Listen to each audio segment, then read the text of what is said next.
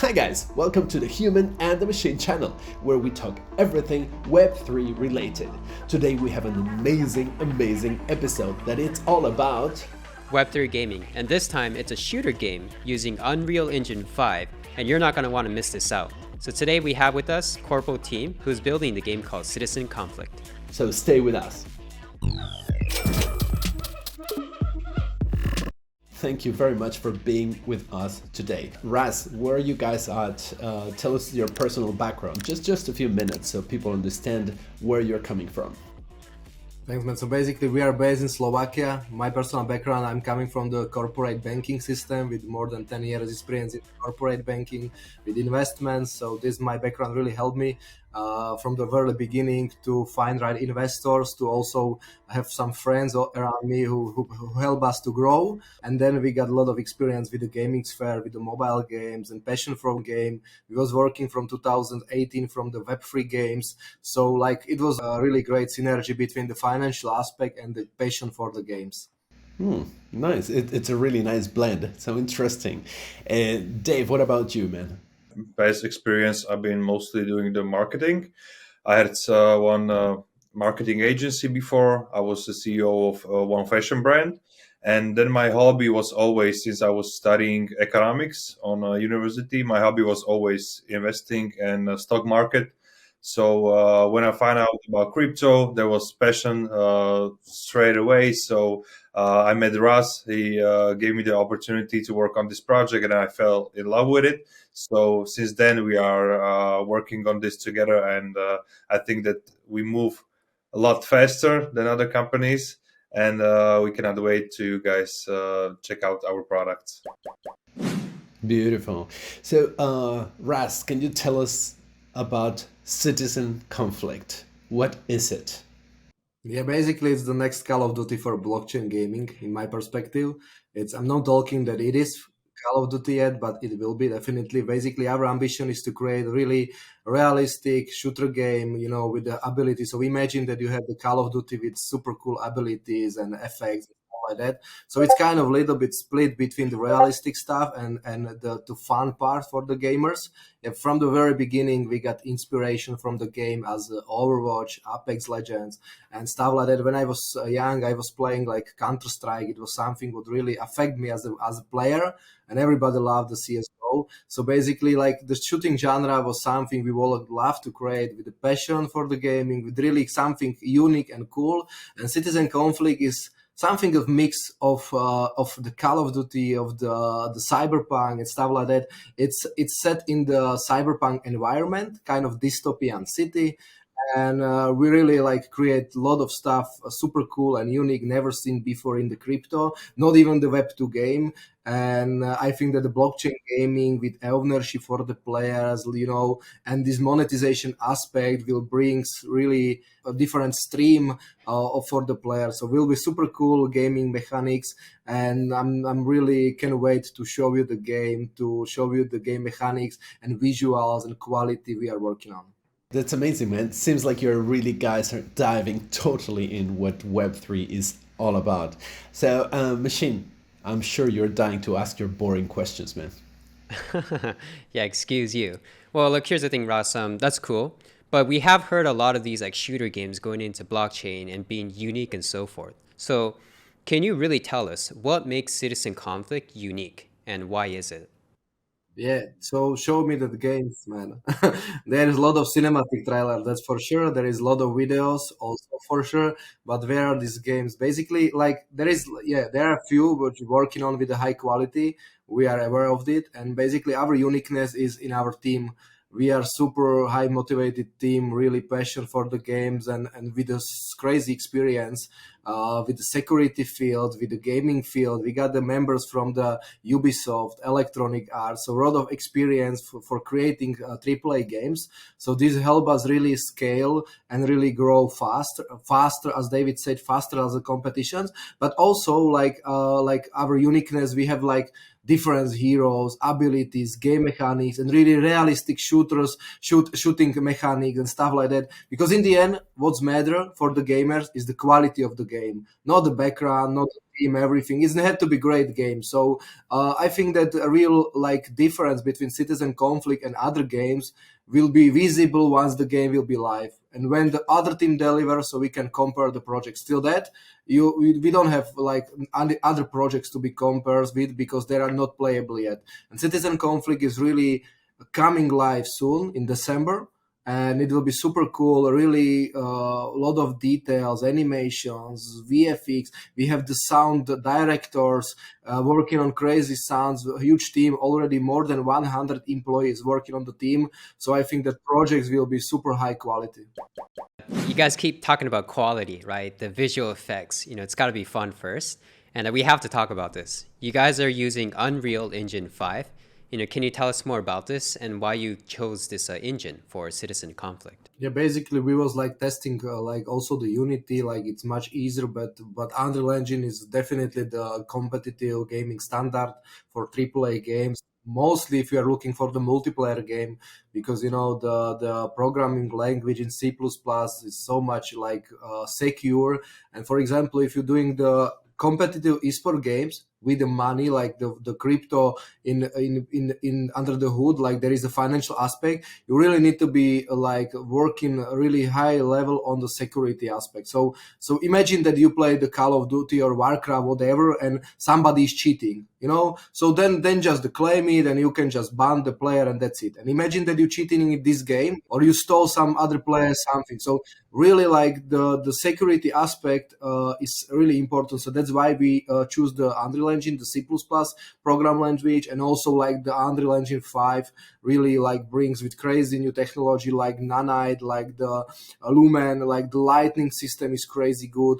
And so also the optimizations through this technology is much faster and easier to scale a huge project. And what is unique, we are also not building just a small level. For example, in Counter-Strike, you got a small level like Assault or Dust, and that's it. This map are separate map which are not even connected together.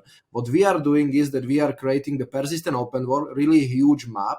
It's called Ether Island, and this map is split for 10 districts, and each district is around like 2 squares, huge. It's really huge, and in the end it's all connected. So players start with district 10, then go to district 9, district 8, district 7, etc. So basically when we will launch the alpha test, we will launch the district 10. So players see the dusty environment, they see the military area, they see the oil refinery, different like areas, or we called it the biomes, and basically they think that it's separate map, but not. In the end, it's all together. So once we release the District 9, it's also connected. District 8, it also connected, and in the end, it will be around 25 kilometers square, huge map, which will be used mostly for our special modes. It will be really huge modes, like I don't know if you know the plunder mode or extraction mode. So we will have different objective and stuff like that. So Unreal Engine really help to scale the process to create this persistent open world. Also the world participant system there. So you can you are able to create this kind of huge map. So it was really easy choice for us. Yeah, it's also good to point out that even the companies that have their own engine, for example, CD Projekt Red that did Cyberpunk, they have the Red engine. They've been developing it for years. They are now moving to Unreal Engine 5. It's really simple decision. Epic is really making the product good. There's a lot of developers working on it, a lot of upgrades, a lot of updates, technologies from on different level from the competition at the moment. So it's a really good choice to pick something that will be updated regularly. Why did you decide to make the characters, the masks, the weapons, maps as NFTs instead of normal in-game items? In our company, we got the approach that the blockchain, like we would like to use the blockchain in the best possible way. And it's like through ownership, best possible way in our case is ownership for the players and transparency. So this is something what don't bother players, like because the many Web3 gaming project before, they tried to use the gaming like every time players go to the game, he need to sign the transaction, he need to send some funds, he need to have on NFTs, he need to have MetaMask, and these companies really bother players with blockchain and crazy UX. Our approach is different. We would like to use the blockchain technology for like really important part of the gaming, as the gaming should evolve in the future, and it's ownership for the players.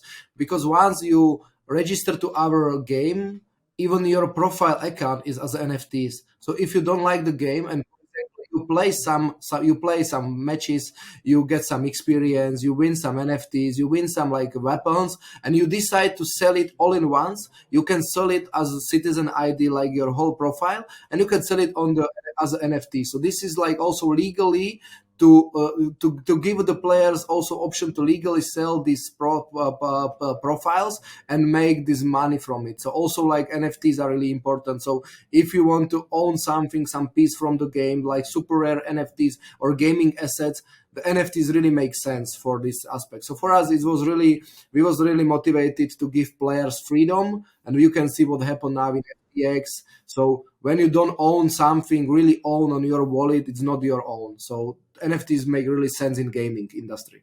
Exactly as Russ said, this is where the democratization of the gaming comes to the play, really, because anytime you buy any digital asset in classic gaming, it's locked up in these games or in the ecosystem. You cannot take it out, you cannot sell it, you cannot do basically anything with it. You're just spending the money, right? When the new iteration of the game comes out next year or in 2 years, your money is lost basically. So you move from to the different game, you have fun, but the money you put in there, it's there, it will always stay there, and it cannot be withdrawn. So what we do, or what Web3 gaming should do, is really to give players options, right? You can have fun, spend the money, right, buy battle pass, XP your profile. You can buy different assets, anything. Just have fun, right? But if you are done with the game, because everybody's done in the game with the game at some point, basic retention of players is 3 to 6 months, so that's industry standard. Some games like, I don't know, Warcraft, of course, or Counter-Strike, they have the longevity because they are OGs, but those are unicorns. Normal games, 3 to 6 months. That's the standard. That's the statistics. Today is even less. So what you can do, you have fun, you invest to the game, but afterwards you can sell the profile, as Russ said. I give a good example. For example, in Fortnite, there was one season where you can get the DJ Marshmallow skin. It was free if you do some quests, right? Right now, these profiles are selling at the black market for 5 to 6 sums of money, and everybody's buying it because it's really rare. What you can do with Web3 game, you can sell it straight away and legal. Do it legal, do it on a blockchain. It's super transparent. So this is the way forward for sure. The gaming companies have kind of stigma for Web3 and blockchain still. Of course, they are working on it at the moment, but stigma is still there. Because this is kind of a way that players give their free or get their freedom back, or can do whatever they want with their assets and their investment, basically. So when you buy a bike, you can sell it if you don't like it, or get it back. When you buy any digital assets in game, it's done, like you cannot get it back, right? So this is what Web3 and blockchain will do for the gaming. It's a really big thing.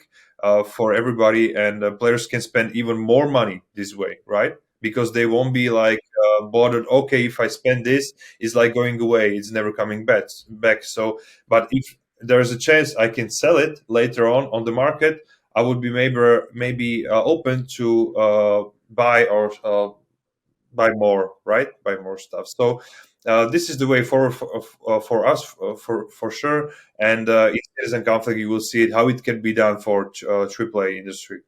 Yeah, that's really cool when it comes to NFT ownerships. And here's what I think gets really interesting is, can players own like the maps or like the land itself? And if they can do right, what can they do with it? Yeah, basically there is like difference, like a monetization layer in our games, because we really want to split. The game should be game, there should be fun, you should not be bothered with financial application and the monetization level, but we create the corpo ID, It's browser application. It's kind of like also not just a wallet, but it's also like authentication provider for Epic. So once you register to our Corpo ID, you automatically will have account in Epic Store. You have already your custody wallet created. So we now even know like players don't even have to be worried about the blockchain. So they have like already account created on Corpo ID. And there is this monetization layer. They are this NFT. You can stake this NFT. You can stake our token to get discount for battle passes. And you can also buy different NFTs, for example, Azil Land. Basically, in our mind, we are working on tool, so which will be able to really in easy way to create some kind of levels, so players will be able to create some blockout layers and stuff like that. And then once the map will be like playable, will be like looking good, also some logic will be there, so we can like implement this map, and then the owner of this map will get the fees from every single tournament on the map and stuff like that. Regarding the Ether Island, which is persistent open world, then we have a different approach. Like the players will be able to do advertising, to buy the billboards, to really like, for example, it will be mostly from the companies and different partners. For example, there is a lot of betting companies who are spending crazy money for user acquisition. There is a lot of the gambling company. There is a lot of the other blockchain companies who are spending crazy money. And in the block, for example, especially if you are a blockchain company, it's really hard to do advertising, because if you are not a crypto.com, for example, everybody will block you, like Facebook and and the YouTube, and if you do Google ads and stuff like that, if you use just play to earn, you will get blocked and stuff like that. So that's why the blockchain company are looking for efficient way how they market the other audience. And there is a lot of blockchain game coming out, and they are looking for gamers. And as we know, there is a retention for the players. So why then should put the money inside our game, like advertising? For example, there will be server with the name of this company, there will be billboard inside the map and stuff like that, and this company get instantly up the engagement and instantly the real audience they are targeting for. So this is our like the way how we looking for monetization layer. That was my next question. Thank you very much. Great, man. It sounds really, really good. So how to get started? How to get started with the Citizen Conflict game. Yeah, basically, if Battlefield, or for example, I don't know, PUBG, Fortnite can be free to play with this kind of quality, why other Web3 games couldn't be free to play? So our like approach and our vision is to really break the barriers between Web2 and Web3, and to break the barriers, the game need to be accessible. And it will be free to play. So Citizen Conflict is free to play. You got the free heroes to pick. Every season there will be new free heroes. You just pick the heroes, and by playing the games, you can unlock another free characters.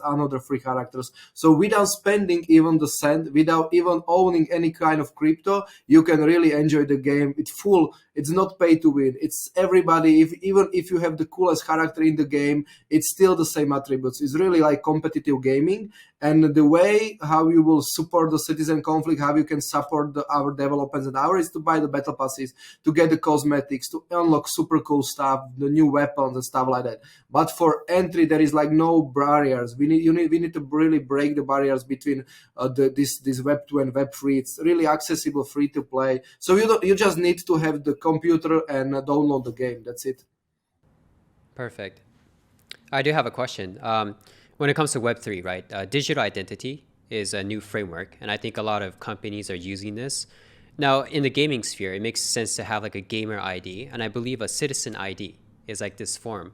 Can you talk, more about it? And as a gamer, why should I care? Yeah, basically, I can start and maybe can like follow me. The citizen ID is like your player profile. It will give you the access to battle passes. It will give you access to all the seasons. Also, we are now working on super cool profile pictures, which you can like combine. We are now working on something which will be really live in coming days or weeks. You can really get free your player profile pictures. You can combine it with your citizen ID, so it will be really like your, for example, passport or something you have in your real life, with different like advantages and different stuff like the discounts, and it will be kind of like your identity inside our game, with all of your achievement, skills, experience, characters, everything inside this ID. And more you play, more benefits you get. More time you spend inside our game, more benefits you get. We really want to give back rewards for the players, for the real community. So it will be something like, okay, so I spent 10,000s of hours by playing this game, so I get this. So this is our approach. Yeah, so you reward the players for the grind, and they can afterwards they are done. They can sell it to different players. Everything in Citizen ID, all the NFTs. If they didn't sell it before, all the progress, all the experience points, everything stays in the Citizen ID, and it can be transferred to different players. So they got a head start basically. But no, for example, in our case, if you take a look, when we were young, we got a lot of time, right?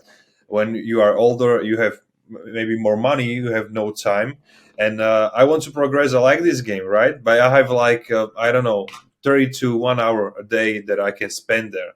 But to get, I don't know, some special skins or some special rewards or do all these quests, it takes 3 hours a day to grind it like in a week because it's just time event, right? So what can I do? Somebody can grind for me, and I can buy it afterwards. Easy as that. It's like with everything. Just we are combining like normal stuff in normal world with digital assets. So I think that's the way forward, and really to give also the choice. Players don't have to use it. So basically, we will see how the community reacts. But we think that this was the problem in all the games before, all the online games. They have microtransactions and a lot of assets there that people cannot do anything with it. They cannot even sell the account. So this is the way forward, we think, but we will see how the community reacts. I think that this will be revolutionary for all the gaming aspects. How does the games DAO system benefits players? Yeah, I think that this is really important features in the Web3 gaming, especially in the Web3, that you got the ownerships, you got the transparency, and you got this DAO mechanic. So basically, what we are looking for is to because the biggest gaming studio for the Web2, they really don't care about the community. They just create the new game modes, they just create the new assets, and you can see a lot of hate on the social media. And basically, the Web3 gaming definitely should start, if they want to succeed and compete with the Web2 quality, you should really work really deep with the community. And that's why we create the place which is called the Citadel. It will have like two versions. One will be like virtual space, so players can go there with your characters, go inside, and you can vote for the upcoming events. For example, there will be events about the next game modes, there will be events about the next battle pass and stuff like that. But these voting events will be only for Cybercash holders. So basically, that's also what Elon tried to do with Twitter. If you have blue mark, you can do comments. If you don't have blue marks, you are probably troll. So why to bother with you? So basically, the also for the voting room in Citadel, we want real users who already have some NFTs or already have some Cybercash. They can put your voice, and we will like listen them. That's important. So once you have NFTs or once you have our tokens, you can put your voice. You can even put the question. So you can do all of this stuff inside the Citadel, like inside the virtual space, or you can do it also the on-chain, like with a browser application. Again, inside our Corpo ID, you just register with your MetaMask or any like a DeFi wallet, and we're just scanning the blockchain so we know if you hold our kind of NFTs or if you hold our tokens. And if you hold our tokens, you can open the pool, you can put the questions, you can answer, you can even create some kind of event. So like there is like also like this virtual space is kind of like flex stuff, so it's looking cool. It's really good for the gamers. And if you are in the game, you can do it, or you can do it the decentralization way, in the Web3 ways, like for the really Web3 community. Awesome. And then for the real players out there, on the human and machine, we always like to say, you can listen to us, right? But these are our opinions. Go verify yourself. Go use the app. Go download. So if I want to start playing, where can I download the game? Because I know the game's going to come out soon. And in which platforms will it be available on? Yeah, basically, like we said, we are working really hard with Epic Store and Unreal Engine, so the game will be available on Epic Store. and also inside our Corpo ID. So you can download it, you can register to Corpo ID, you can download it from the Corpo ID, or you can download it from the Epic Store itself, and it will be available for the alpha test on the Windows devices, and later on we're working on definitely on the consoles. So this is like approach for us, so PC and console for the high quality. And in the future, like next year, we will we understand that where the money are, like the mobile gaming and the future, like India and this kind of countries have the millions of the players spending the millions of the dollars by playing the mobile games. So there will be also separate entity for the Citizen Conflict Mobile. But it will be like separate entity because it's not competitive to play on mobile against the PC players. So the like PC and console will have the interoperability, and the mobile will have the separate like servers. Awesome, cool. Yeah, guys. So I think we covered quite a good overview, Citizen Conflict and what you guys are doing. But here's the thing, and we asked this for a lot of people, right, who come on our show. There's still a lot of people who are new to Web3 or even haven't even gone into Web3. With all these news going on, they might feel skeptical. So what would be like a takeaway for you, to kind of encourage them to get into like this Web3 kind of gaming space? Download the game. That's it. I'm really understand them. I really understand why they are skeptic, because I was also skeptic when I was doing due diligence over the market. I tried to play the game. Literally, it was really impossible to find playable game. And once I find the game, I need to have thousands of NFTs or spend or own this kind of token or this kind of token and go on this exchange. And now we can see what happens on exchanges. So people are scared even to hold some assets on the exchanges. So the way how the people Web2 gamers will be not so skeptic is to deliver the game. So it's also like really big motivation for us as a game studio, for every single gaming studio in this field, to deliver the game, not just like sending the trailers and pictures, but really deliver the game, give to Web3 content creator the game, what can streams, when the people can really play, get some revenue from this. So it's pretty simple. So if we don't want to have Web3, like in majority of the gamers because now the majority of Web2 gamers thinking that Web3 or NFT are scam. They are not scam. The scams are people who doing these scams.